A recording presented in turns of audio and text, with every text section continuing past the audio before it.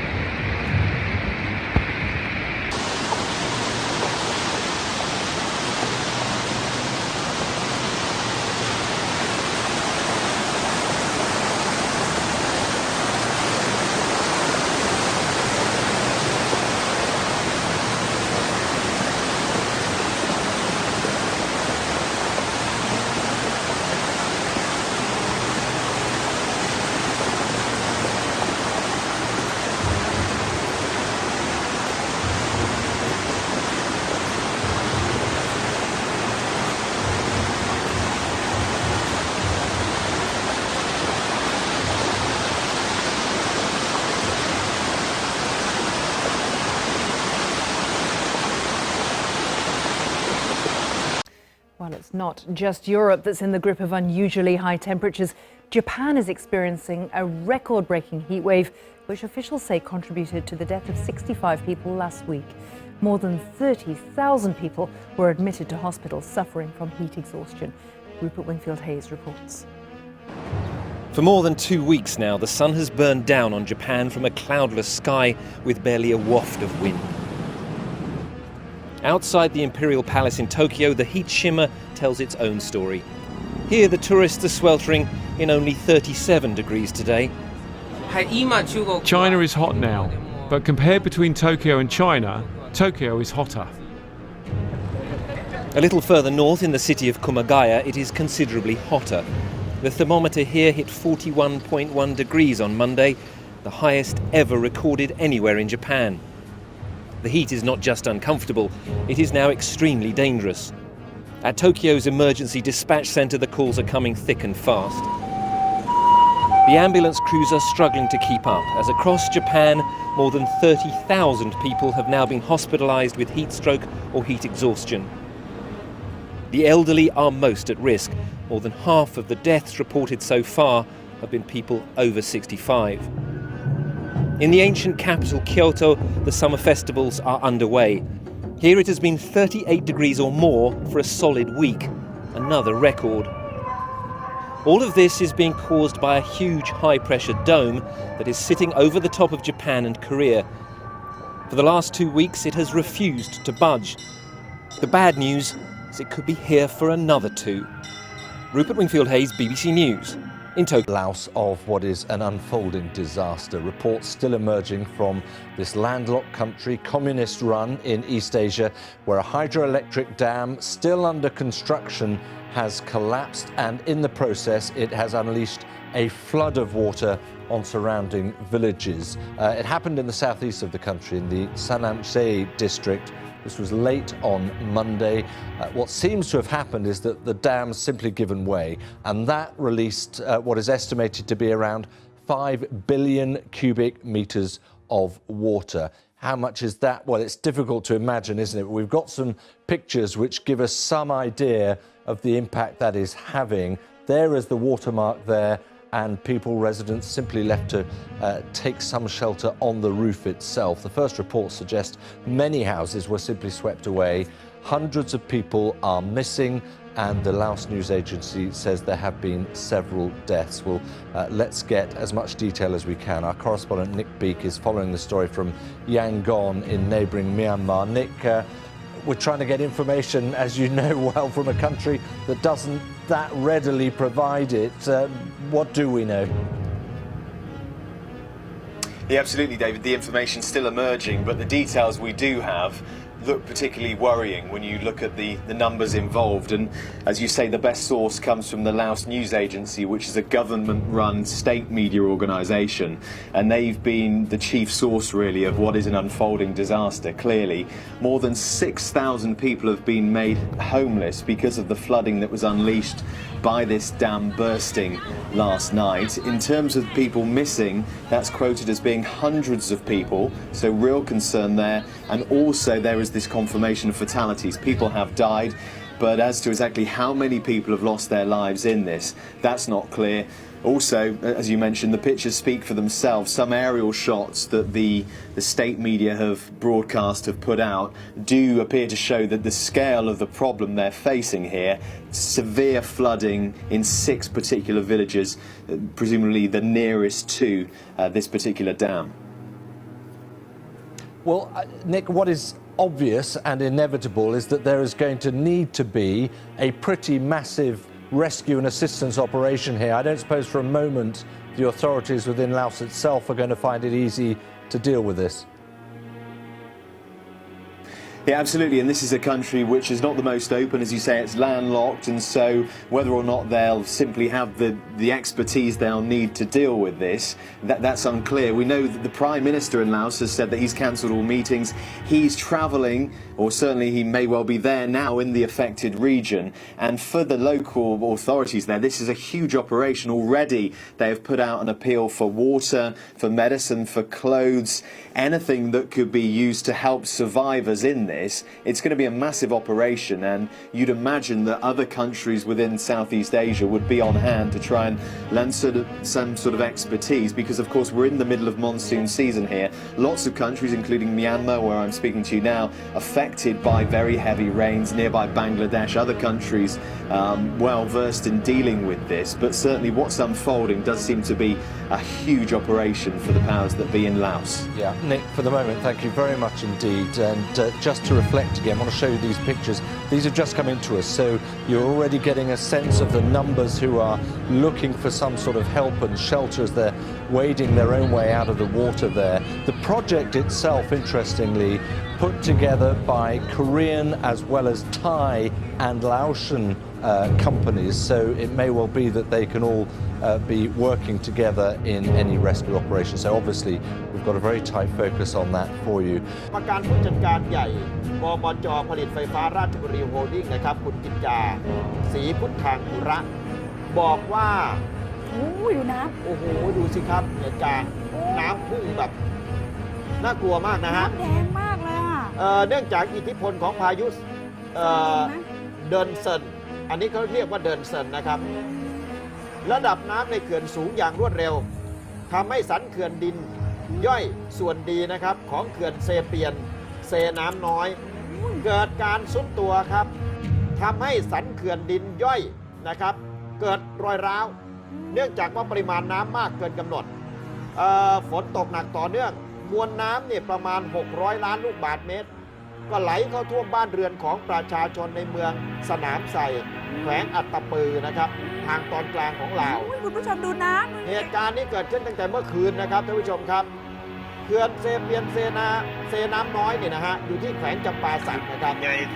อยู่ที่ประเทศลาวสันเขื่อนเนี่ยกว้างประมาณ8เมตรยาว770เมตรสูง16เมตรนะครับสร้างขึ้นเพื่อที่จะเสริมการกั้นน้ำรอบอ่างเก็บน้ำนี่แหละฮะพื้นที่ที่น้ำท่วมนะครับพื้นที่น้ำท่วมเนี่ยเมืองสนามไทรนะคุณเลือกชินีแขวงอัตตปือครับเห็นแต่หลังคาบ้านโอ้โหเดือดร้อนอย่างหนักเลยนะครับนี่แหละฮะขณะนี้บริษัทไฟฟ้าเซเปียนเซน้ำน้อยจำกัดนะครับแล้วก็หน่วยงานที่เกี่ยวข้องก็ได้มีการอพยพประชาชนที่อยู่อาศัยบริเวณโดยรอบนะเพื่อความปลอดภัยไปที่สถานพักพิงนะครับแต่ในข่าวทั้งหลายที่ออกมานี่ก็เห็นว่ามีคนสูญหายจำนวนมากนะคุณรัชนีนะมาเร็วมากนะคะครับตัวเลขไม่เคยเห็นเลยตัวเลขของผู้สูญหายทั้งหลายนี่ขอยังไม่ยืนยันกันแล้วกันเนาะให้ทางการของประเทศลาวเขายืนยันนะครับแต่ว่าดูน้ำท่วมหนีทันกันเหตุการณ์เกิดขึ้นเมื่อคืนน่ะท่านคิดดูว่าท่วมเร็วขนาดนี้ใครจะหนีทันกันบ้างนะครับโอ้น่ากลัวน่ากลัวส่วนใหญ่ก็คงหนีทันแล้วนะฮะโอ้โหคือน้ำคงทะลักมาเร็วอะค่ะเพราะว่านึกถึงเขื่อนแตกตอนนั้นนะเขื่อนที่สกลนครใช่ไหมคะทั้งเมืองอ่ะอันนั้นทั้งเมืองขึ้นเร็วมากเลยนะคะอันนั้นเขื่อนเดี๋ยวนึกชื่อเลยแต่ว่าก็นั้นก็รุนแรงนะคะเพราะว่าน้ำได้ขึ้นเร็วมากแค่ช่วงเช้าแค่นั้นเองนะคะขึ้นหลายเมตรอันนี้เนี่ยเขื่อนใหญ่ด้วยนะเขื่อนผลิตกระแสไฟฟ้าน่ะนี่คือชาวบ้านอพยพ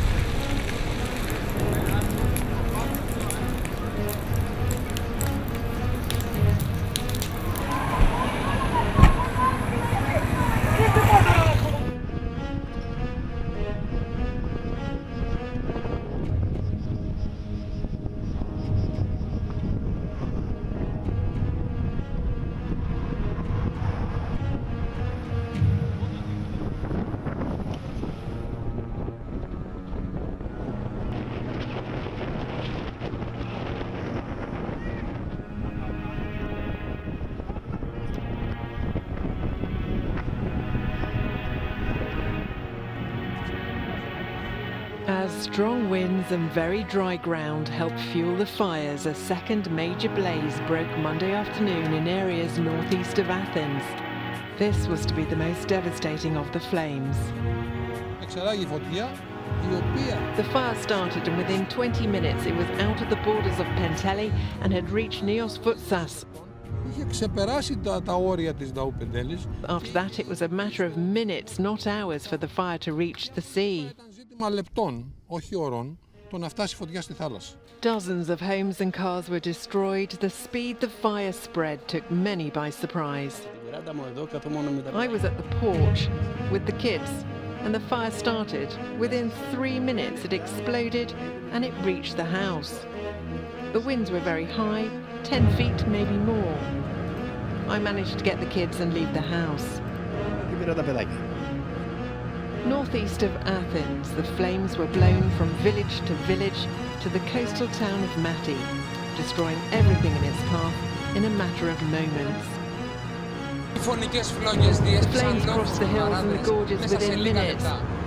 This is Marathonos Avenue that connects the area with Athens. The fire crossed the street within a few seconds. There was nothing that could stop its way to the sea. Many people ran into the sea to escape on boats, but not everyone made it.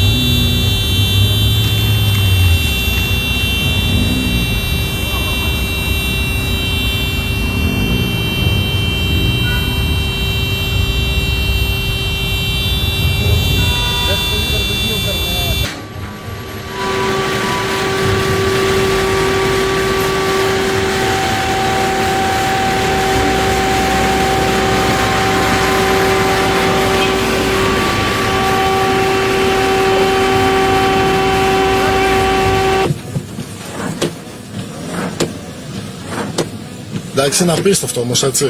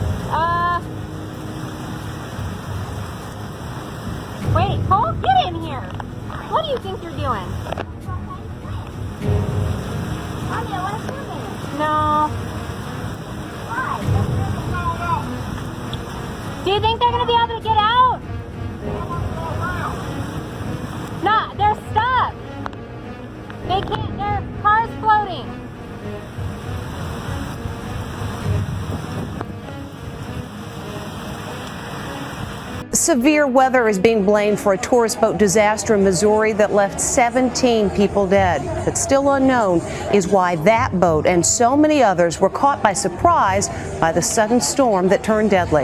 Nia McInerney spoke with a couple who rushed to try to save some of the victims. These are the last terrifying moments of the doomed duck boat, caught on camera as spectators watch in horror. The drowning of 17 people is now raising questions about the safety of duck boats at tourist sites across America. 2 duck boats were on the lake outside Branson, Missouri, when the fierce thunderstorm swept in. Never seen it quite this bad. Boats can't get in, boats can't get out. Video from one of the boats shows the captain struggling to control the vessel in the heavy swell. Fortunately, this boat reached shore safely. But the other duck boat capsized with 31 adults and children on board. Need a water rescue. A duck that has capsized. We have approximately 30 individuals in the water. Passengers on the Branson Belle, a popular showboat, saw the tragedy unfold. There was employees of the Branson Belle that jumped in and helped with rescue, and there was even passengers that was getting on the Branson Belle assisting in rescuing people. It's by far the worst disaster involving duck boats. In 2010, a duck boat with engine trouble was crushed by a barge in Philadelphia. 2 teenagers drowned. Duck boats are a favorite attraction in Branson. You can see life preservers on racks above the passengers. This captain instructs the passengers on basic safety. You don your life preservers and abandon the vessel. If I said that, with your life preserver on, go out to your nearest emergency exit. As the duck boat enters the water, the theme from Gilligan's Island is played. On this ride, passengers were actually allowed to steer the duck boat. Who else wants to drive? Our Jim Murray took a duck boat tour in San Diego. Well, now we're in the water. It's almost seamless, going right from the boat ramp down into the water. And as you can see, we've got railings here, have a canopy overhead. There are life jackets below all of the seats. We just had a safety instruction. But is there something about duck boats that is dangerous? Attorney Drew Duffy represents victims in the Philadelphia accident. Once they start sinking, they go down quickly. And when they go down quickly, they have these fixed canopies on the top that pulls people down with them. You can't escape from the duck boat like normal boats. It's going to take time to know the details of everything that's occurred, but I think it's important that we find out for sure exactly what events did occur. At the time, a thunderstorm warning was in effect, with wind whipping over 60 miles per hour. Another duck boat passing by can be seen struggling to stay afloat. It's the haunting moment the doomed duck boat is brought to the surface. A crane raised the vessel 80 feet from its watery grave outside Branson, Missouri. You could see life preservers still hanging from racks above the seats. 17 passengers drowned.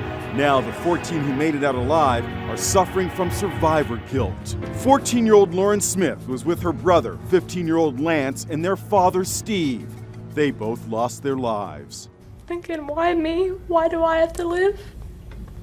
Her mother, Pam, and CBS News correspondent Dana Jacobson tried to comfort her in the heart-wrenching interview. You got to live to share your brother's memory and your father. And you have purpose. You've got big things ahead of you, and God knew I needed you. Pam was shopping and was not on board the doomed duck boat when disaster struck. She says she spoke to her husband by phone during the vessel's final moments. He says, it's not good, Pam. And I told him I loved him. He told me he loved me. And I asked him to take care of the kids. That was our last words. Psychiatrist Dr. Jody Gold says survivors of a disaster often have feelings of guilt. This is part of the process of recovering from a traumatic event. Tia Coleman lost 9 members of her family, including her husband and 3 children. She's the only one who made it out alive. She had words of comfort for the people suffering from survivor guilt. To the survivors of the boat, I'll continue to keep you in my prayers. I know what you're going through. Early Sunday, a powerful earthquake struck the Indonesian island of Lombok, a popular tourist destination, killing more than a dozen people and leaving scores more injured. For more on this and other news from around the world, our Oh Soo-young is at the News Center. Soo-young, take it away. Devin, as of Monday morning, at least 14 people have been reported dead and more than 160 have been injured on Indonesia's southeastern island of Lombok. The US Geological Survey says the 6.4 magnitude quake hit just before 6 a.m. local time at a depth of 7 kilometers. The epicenter was some 50 kilometers northeast of the island's main city, Mataram, which is far from the main tourist spots. Thousands of homes have been damaged by the earthquake and more than 60 aftershocks that followed.